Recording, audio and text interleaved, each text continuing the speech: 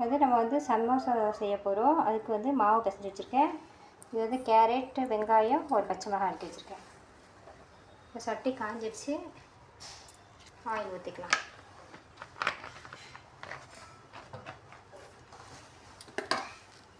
இதுக்கு வந்து நம்ம ரொம்ப நேரம் வதக்கணும்னு அவசியம் இல்லை. சும்மா ஒரு 5 நிமிஷம் வதக்கினா போதும்.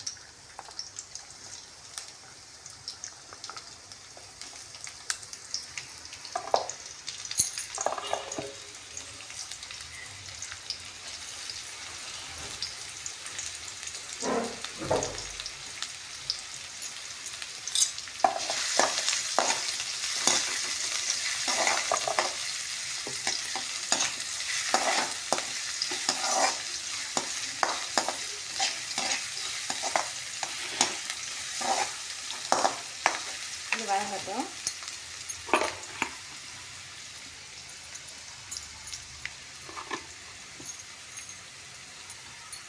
போட்டு நல்லா வதக்கியிருக்கேன்.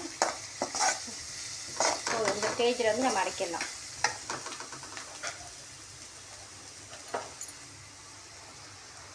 இப்போ வந்து நான் சப்பாத்தி மாவு வந்து இந்த மாதிரி கோன் சைஸில் இது பண்ணியிருக்கேன். கோதுமை மாவு வச்சு சைடெலாம் நான் ஒட்டியிருக்கேன். ஒட்டி லேசாக அமுக்கி விட்டிங்கன்னா உங்களுக்கு வந்து இதாகிடும். அதுக்கப்புறம் நம்ம வதக்கி வச்சதை வந்து இதில் வச்சுட்டு நம்ம பொரிச்சிடலாம். இப்போ வந்து நம்ம கோன் சைஸில் இது பண்ணியிருக்கேன். இப்போ வந்து இந்த மசாலா வந்து இதில் ஆட் பண்ணிக்கலாம்.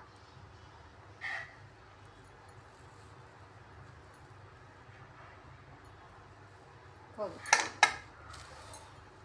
வந்து இதை நம்ம மூடிட்டு நம்ம வந்து கோதுமை மாவு வச்சு ஒட்ட வேண்டியதான். நம்ம எண்ணெய் ஊற்றிக்கலாம்.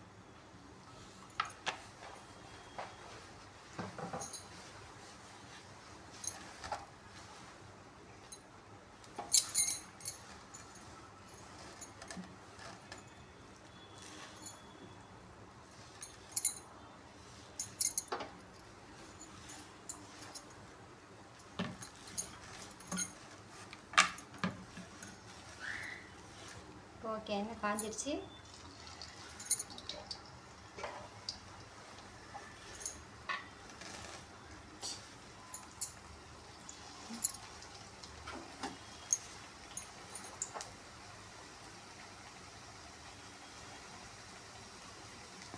ரொம்ப ஸ்பீடாக வைக்காமல் அடுப்பு கொஞ்சம் நார்மலாக வச்சுங்க.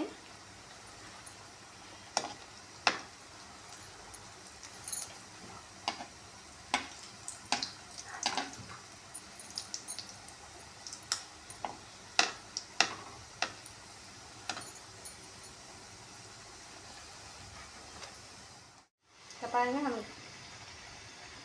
நம்ம செவக்கிற அளவுக்கு இதாகிடுச்சு. இல்லை இன்னும் கொஞ்சம் நீங்கள் வந்து நார்மலாக எடுத்துக்கலாம். நான் கொஞ்சம்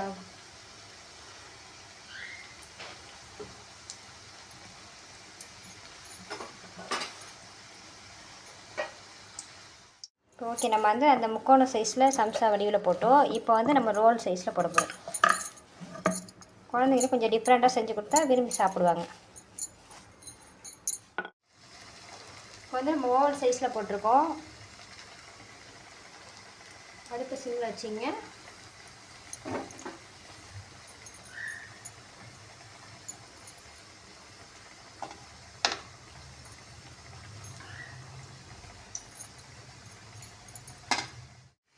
ஓகே, இப்போ வந்து பரட்டி போட்டுக்கலாம்.